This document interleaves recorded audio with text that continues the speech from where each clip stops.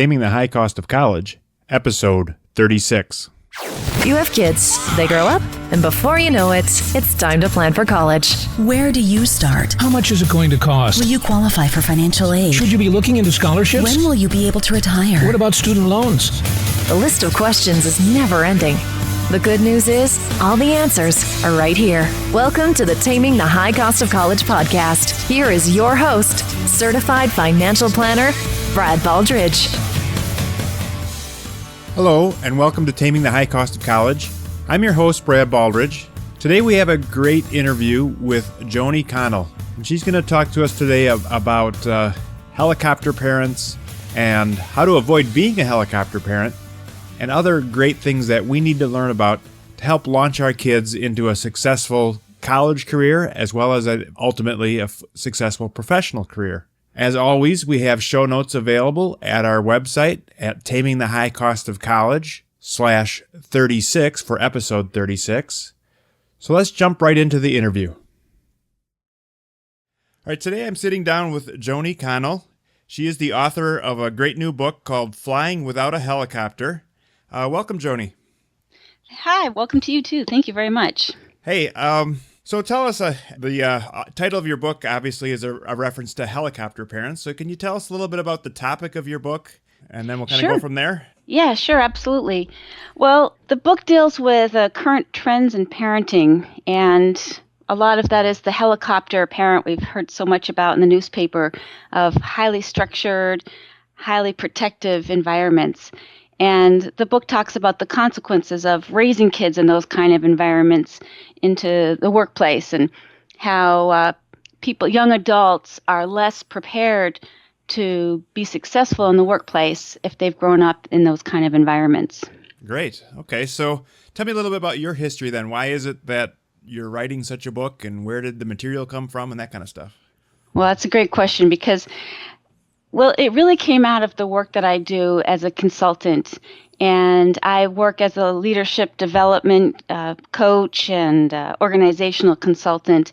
And I work with a lot of high-level people, very successful people, and people of all ranges. And what's going on out there is that I'm getting so many complaints about the younger people coming into the workplace. And I've experienced this myself, but mostly it's the complaints from the management that really got me to write this book. And at the same time, I have a child of my own, and I can see how kids are being raised, how they're being educated, and what are the trends out there. And so I put together these two environments, made the connection of one leading to the other, and did a whole bunch of research on the topic and used my psychology background and lots of interviews with managers and parents and young adults themselves to put together the whole book. Okay, well, great. So why don't you tell us a couple of the stories that would get people's attention on this subject? What types of conversations have you had with managers that kind of got your attention? Well, we have some of the prototypical ones like the entitlement factor.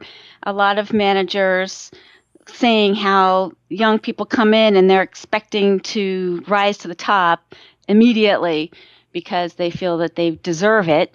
And this question mark in somebody's mind of, well, wait, they have to learn how to do the job first, and we can't necessarily put them in these positions.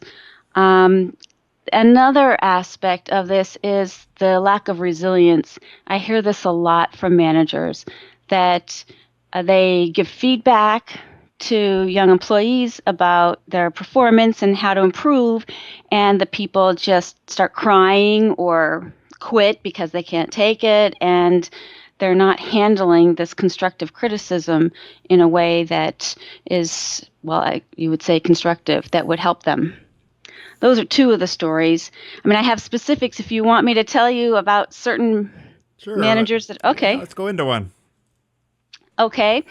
Well, let's see. One director in a healthcare organization who I interviewed told me a story about an employee that she had. Now, she's the director, so she didn't work directly with this employee, but the employee wanted to apply for some kind of scholarship funding for an opportunity at work. and the employee had missed the deadline. And so they were angry that they weren't able to still submit the application, and they talked to the boss. Boss said no. They talked to the boss's boss. That boss said no. They continued up the ladder until they got to the director. And the director said, okay, look, I'll explain to you why you can't do this. Come to my office. So the employee showed up at the office and brought her mother with her to the office, seriously, and said that she should be able to apply for this scholarship. And the director said, well, why didn't you? Why did you miss the deadline? And the employee said, well, I was on vacation and I missed the deadline. And the director said no to both her and her mother and didn't appreciate the mother coming into the workplace either. But it was this sense of entitlement and not understanding the consequences of your actions, and that you have to be on top of things to actually meet deadlines, but that you should be able to do it regardless, and that you can go up the ladder and just demand it and get it, which was some of the issue there. Right. Yeah. I mean, I guess we've all, again, parents out there that have been in the workforce for a while probably have seen it. I guess on the flip side, it's probably an age-old tradition that any generation complains about the younger generation, and I think that'll continue. But I think there, in some cases, are legitimate concerns. Yeah. Okay, so let's jump into. Now, I'm a parent of a high school student, and let's say I see some of that going on in our family and or at the high school. What do I do about it? Well, you mean as a parent, what do you do about it? Correct. Okay, well, we have this natural instinct to protect our kids and to try to do as much as we can for them. And sometimes that's not necessarily doing them a favor in the long run. You need to have the kids be able to do things for themselves, because eventually, actually not too far away from now, they'll be out on their own, and you won't be there to do it for them unless they invite you into the workplace to talk to their manager for them. But that doesn't necessarily work out very well. So giving more independence to the children is so important. And the hard part about that is letting them make mistakes. Because invariably, when you give somebody more independence, they're going to make mistakes. And we have such high expectations. Now we want our kids to be perfect. We don't want anything bad to happen to them. We're scared, nervous that, that they won't get to where they need to be, or something terrible will happen. So we have to do this in a tempered way, a responsible way of letting them have independence, but yet doing more of that. That would be my biggest point of advice to you. Okay. And again, I think in some cases, maybe the high schools themselves are fostering a little bit of helicopter requirements. Can you speak on that a little bit? Well, yes. I go into high schools. I give talks at high schools, and I talk to a lot of high school parents. And the schools are now also concerned. There's been, since 9/11, since all sorts of other tragic things and shootings at high schools, we're all concerned about the safety of our children. And, we make the parents show up, and we don't allow kids to walk home alone and things like that. And it's really created a generation of kids who feel disempowered because they don't even think that they can do this. And so they learn that they need help with pretty much everything that they do.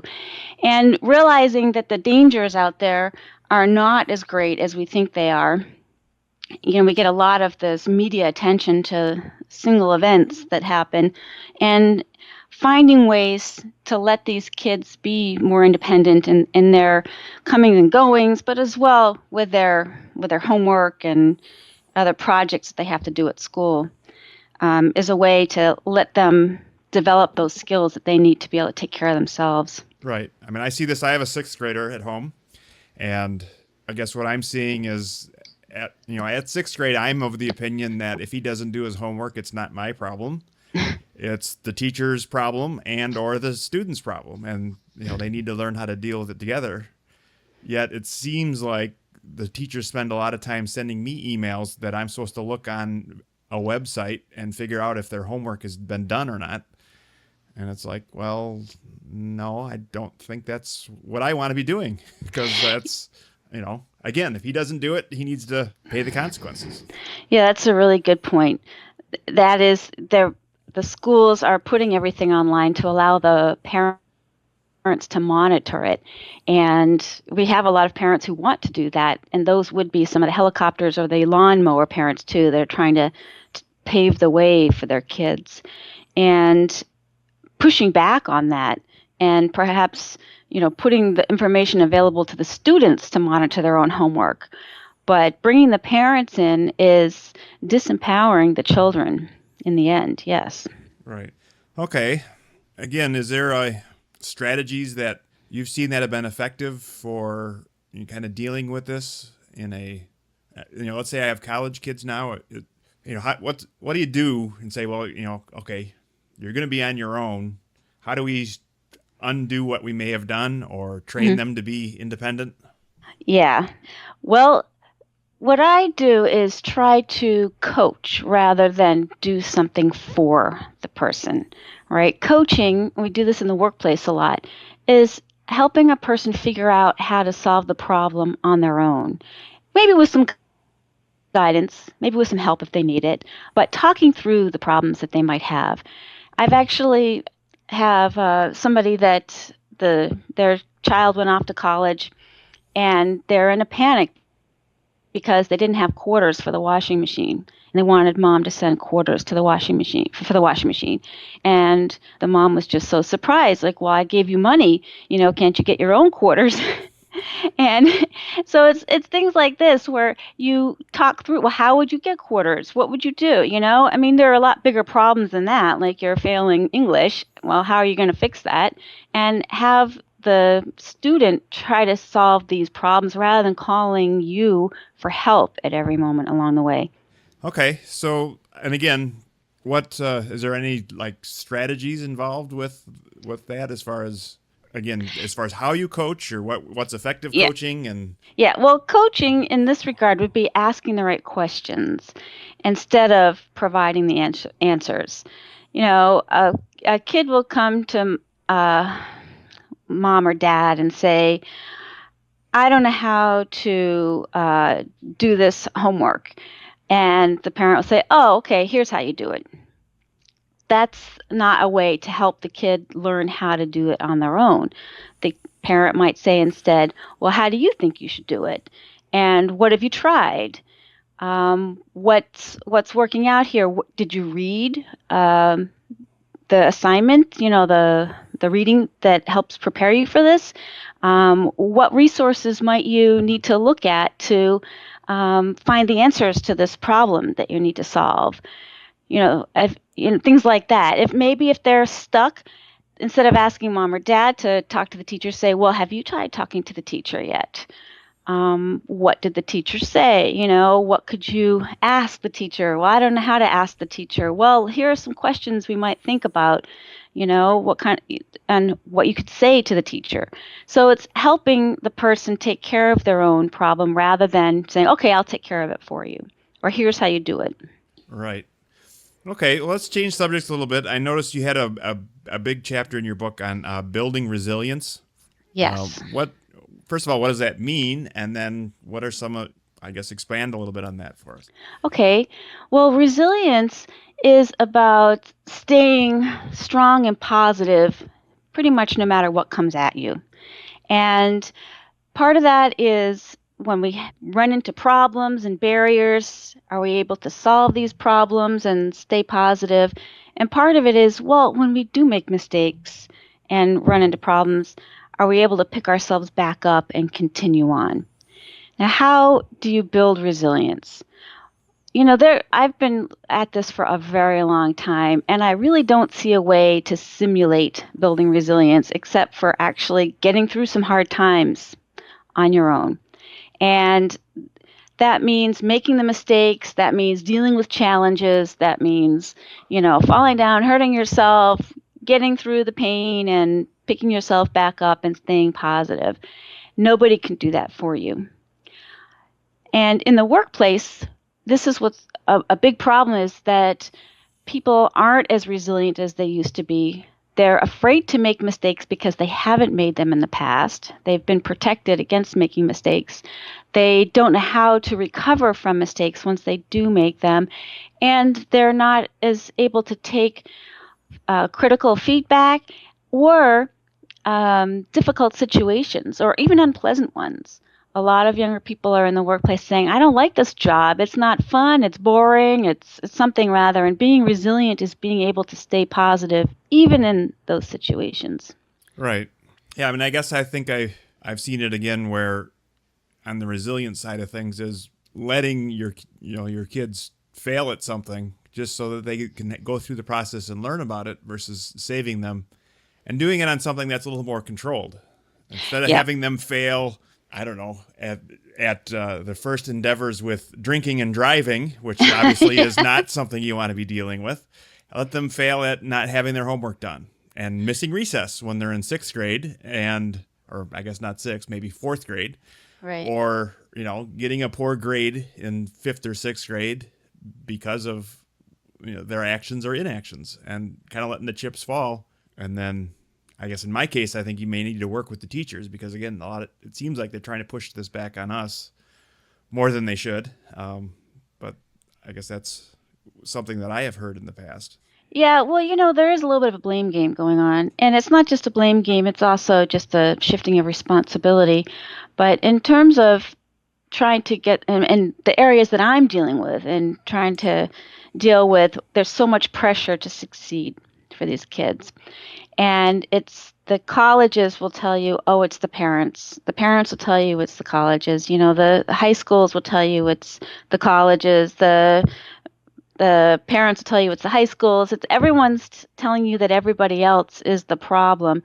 And we need to pull together and realize that this is a problem that we're all facing and we all have to work together to make it better. And, we have these expectations for these kids to get through without any scars or bumps or bruises along the way. And they're not as able to succeed when they are older because of that. But also the resilience factor is just the stress that they are under. We look at burnout, and it used to be kind of a midlife thing. When you're a lot older, people might burn out because they've been at work for so long, it's so hard.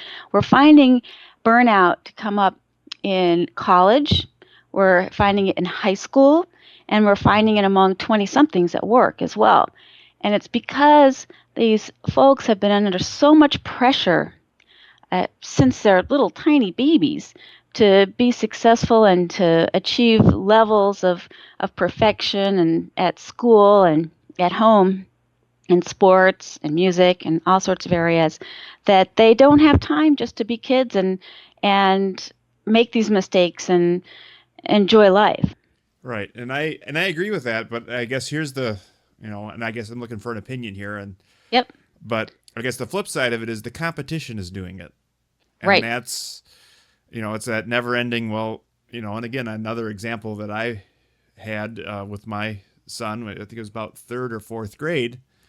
He was trying out for the club basketball team it's associated with the school district, but technically it's not a school function. It's a group of parents that put together a quasi sports association around basketball and football. And they were saying things at the tryouts like, well, don't worry about if your kid didn't make the A team this year. A lot of kids on the B team end up playing for the varsity. And I'm like, what? Huh? We're talking about varsity basketball at fourth grade. Yeah. And that's essentially why the parents created the whole organization, because other schools had organizations that were teaching kids stronger basketball skills when they were younger, so that when they were a freshman in high school, they had many years of quality coaching under their belt, and it was hard to compete with them. So now all the high schools in the area are doing it. So it's, again, one of those things where if you want to be, even at a high school level now, you got to commit to it earlier, and you got to work harder at it. And I think I see that in academics and sports and all kinds of things. Yeah, I agree with you. And that's often the pushback that I get. To be honest with you, people are saying, what happens if you pull yourself out of the competition? Then where do you land, right? Well, I think that there are a couple of angles to take here. One is, if you're going in the competition, what are what are the possible consequences of this? Let's just say, for example, let's go extreme here, and we're talking about being on the basketball team and your kid is young, very young, and you're pushing them so hard all these years. And, there have been studies showing about repetitive stress injuries in sports when they're playing so young that you could have a physical problem. You could have psychological issues if you're under so much stress to succeed, to get on this varsity team, since you're 9 years old or younger, that if you don't make it, you might just completely, fall apart, be crushed, feel the pressure from your parents to get on there.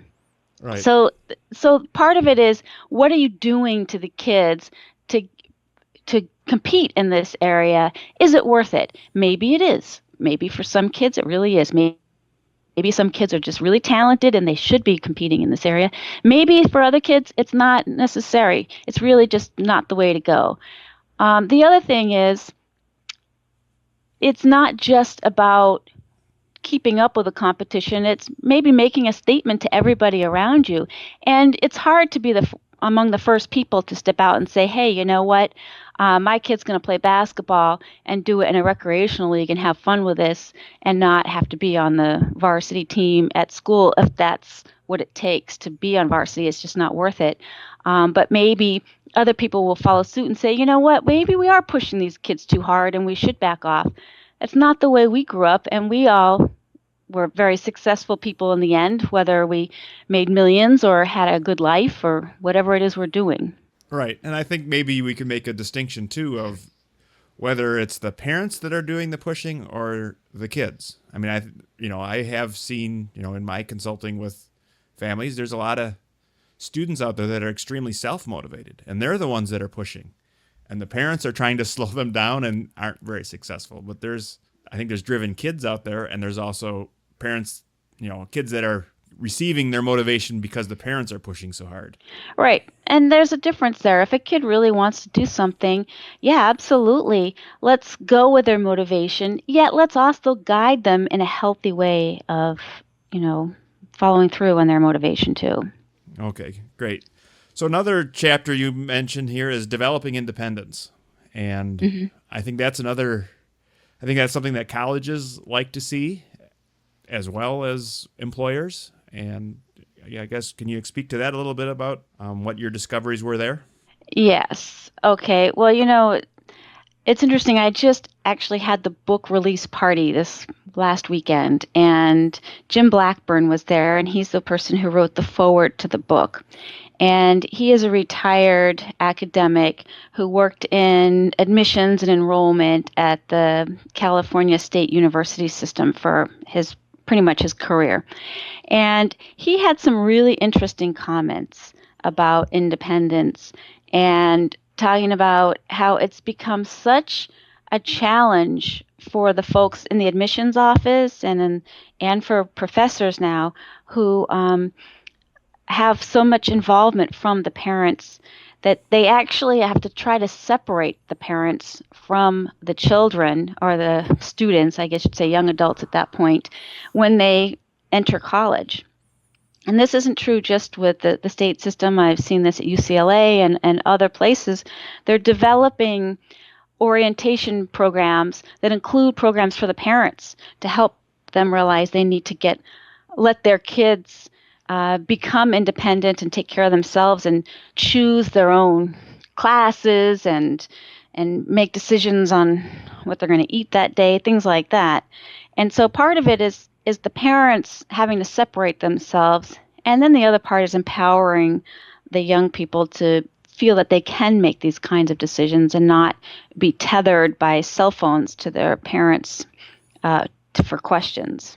Right. Yeah. And I guess in speaking to the college admissions and the college process, I do coach parents a lot on that. My wife is a college professor, and she sees a lot when she's doing freshman orientations or school visits where she'll ask a student, what major they're interested in, and mom or dad won't tell them what the student is interested in. And it's like, well, why don't you go get a cup of coffee so I could talk to your son, because I don't really care what your opinion is. I'm trying to get his opinion. And I think that's again, just a caution for parents is if you are that actively involved, you may be doing more harm than good.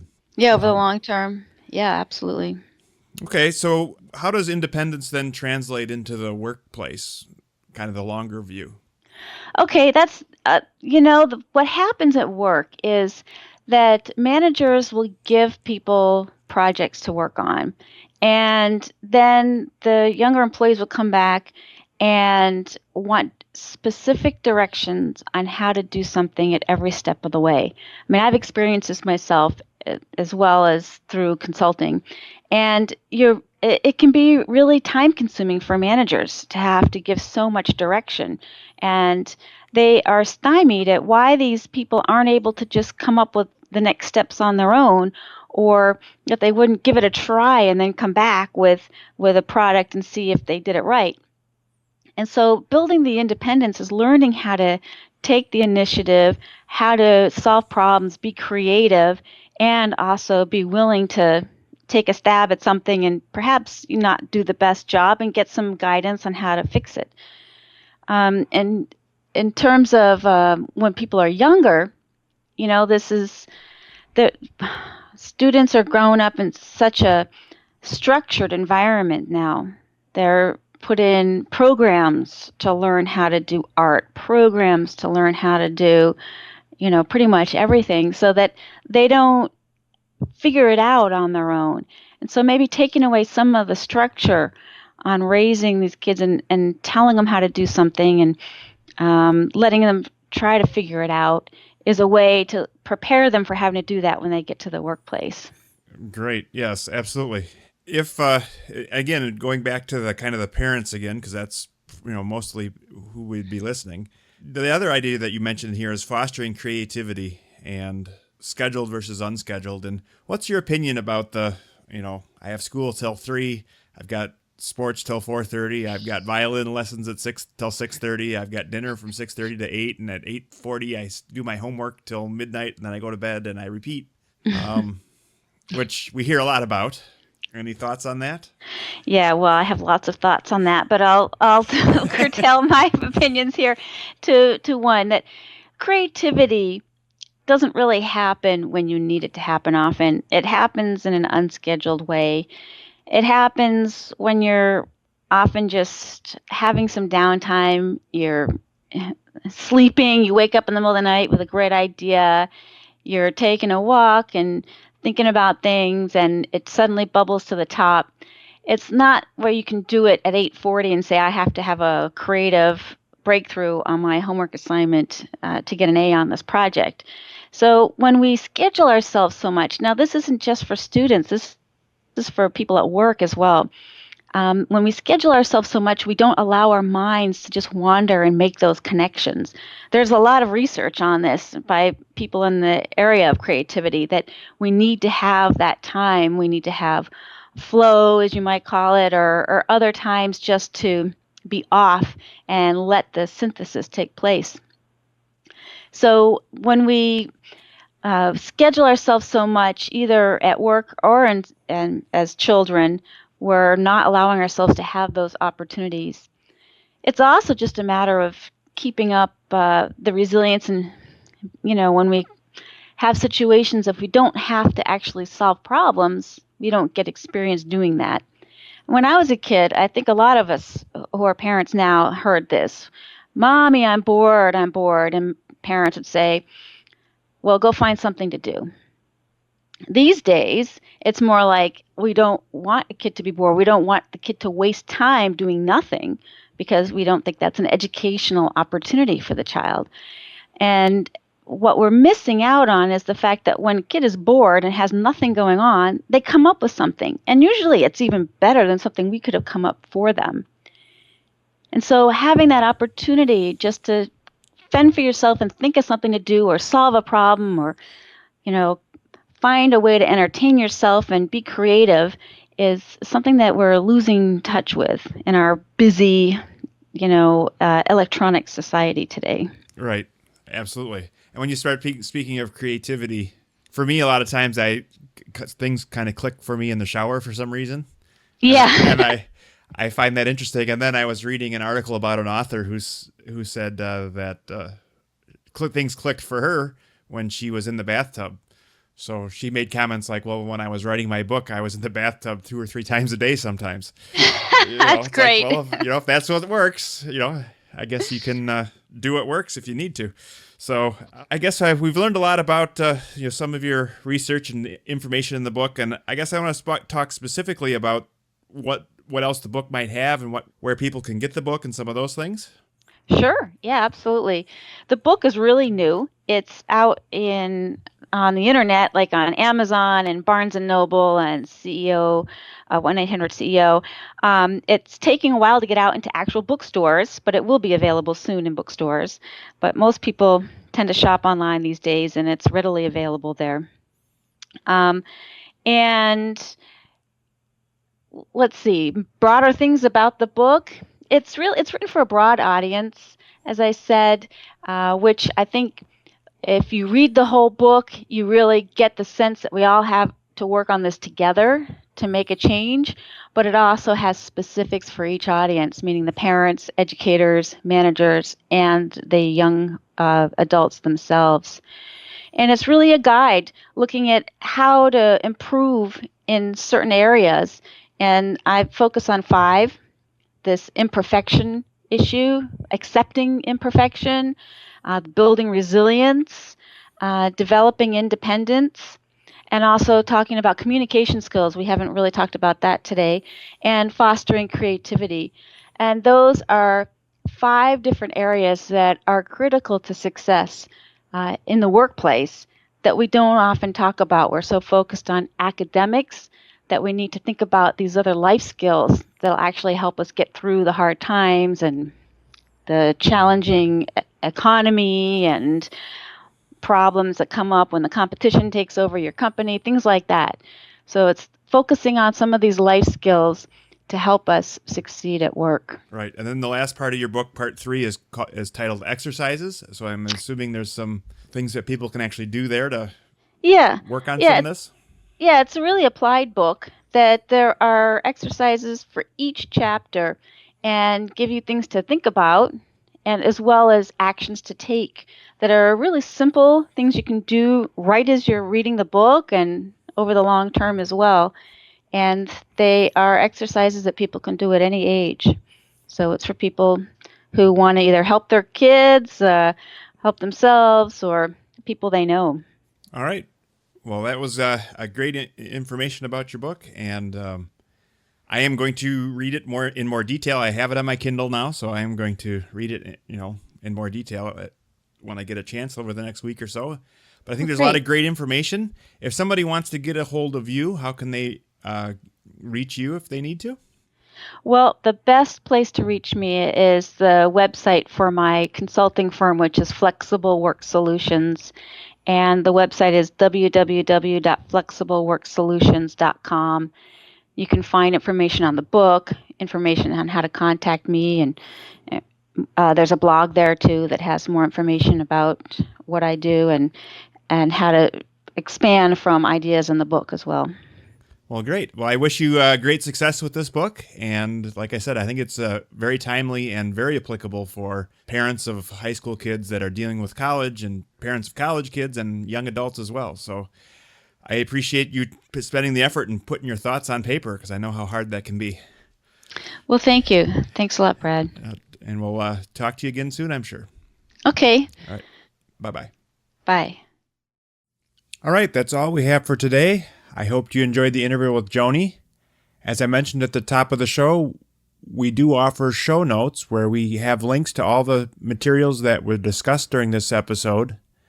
And you can find them at our website at tamingthehighcostofcollege.com and then /36, which is the 36th episode. Also, all our past podcasts are available at that website. And we're also available on iTunes and Stitcher if you're familiar with either of those platforms to receive podcasts. I hope you enjoyed the show, and we'll see you next week. Thank you for listening to the Taming the High Cost of College podcast. Now it's time for you to take action. Head to tamingthehighcostofcollege.com for show notes, bonus content, and to leave feedback for Brad. The next step on your college journey starts now. Brad Baldridge is a registered representative of Cambridge Investment Research and an investment advisor representative of Cambridge Investment Research Advisors, a registered investment advisor. Securities are offered through Cambridge Investment Research Incorporated, a broker-dealer and member of FINRA and SIPC. Brad owns two companies, Baldridge Wealth Management and Baldridge College Solutions. The Baldridge companies are not affiliated with Cambridge Investment Research.